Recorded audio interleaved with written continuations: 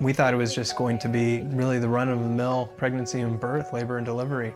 Her OBGYN came in and saw that she was progressing, broke her water to try to speed up that as well. And Melanie started complaining that she didn't feel well.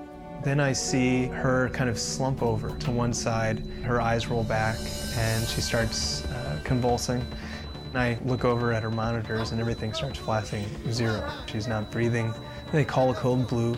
The whole medical team came in and quickly unplugged the bed and rolled her out the door. Melanie Pritchard was rushed to the operating room, where a team of doctors performed an emergency C-section. Melanie was dying from an amniotic fluid embolism, a rare allergic reaction during pregnancy that caused her heart and lungs to shut down. A well-known pro-life activist, Melanie was now fighting for her own life. My wife was clinically dead when they delivered my daughter.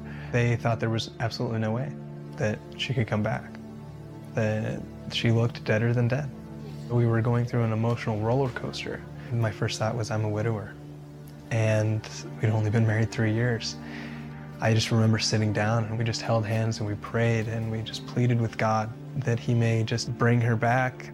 The next 48 hours were long and difficult. Doctors were able to resuscitate Melanie and moved her to the ICU.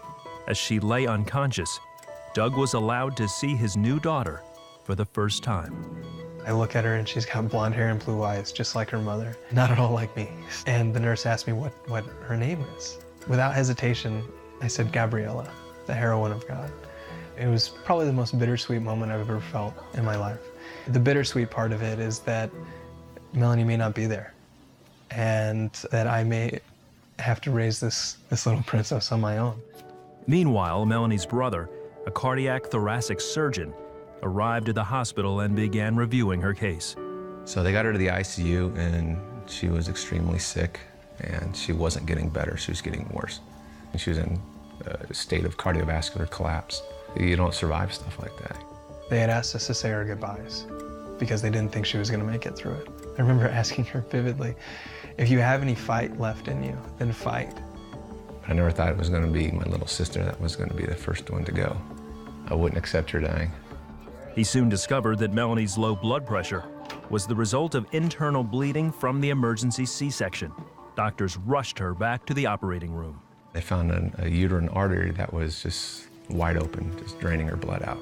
They took out of her belly 5 liters of blood. And to put that in perspective, you or I have 5 liters of blood in our entire body. 24 hours after she was declared clinically dead, Melanie regained consciousness. She was prepped for transport to the Mayo Clinic for yet another surgery. Her eyes welled up with tears. Then I ran over and I grabbed her hand and I held it tight and I was like, how you doing? You're doing great. I'm so proud of you. And just knowing that I wanted her to know that I was there, that I loved her so much. Her sister came back in with a BlackBerry that had a picture of Ella on it. And that was terribly important to us because had she not survived this surgery, we wanted her to be able to see Ella. Melanie arrived at Mayo Clinic with a bleak prognosis as doctors began the surgery to close her abdomen. The chances were very high that she was going to need a heart and/or heart-lung transplant. They thought that she would not be able to, that she would have some serious neurological impairments.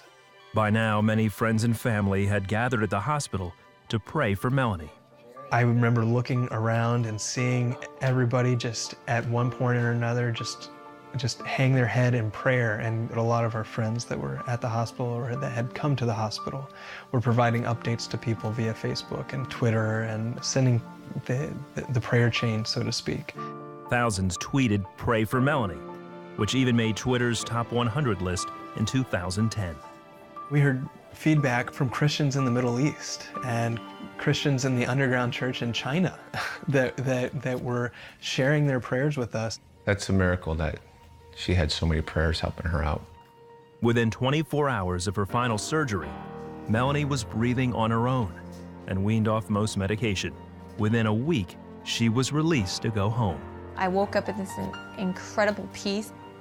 My first memory was just asking them what happened. You know, it's just waking up like in confusion, going, what? Wait, why am I Here, where's Ella?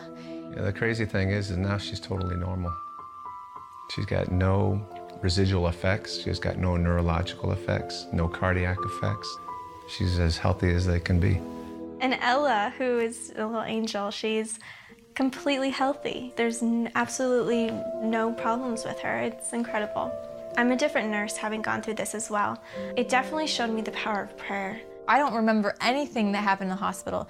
This was tragic and traumatic for so many other people were praying like crazy. I mean, I remember just weeping and crying and thinking, how could these people love me so much? Like a stranger even, like, wow, this is so amazing.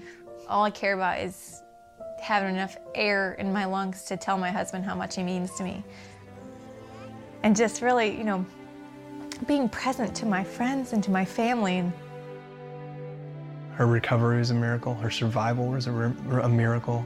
I think it's very clear that God answers prayers.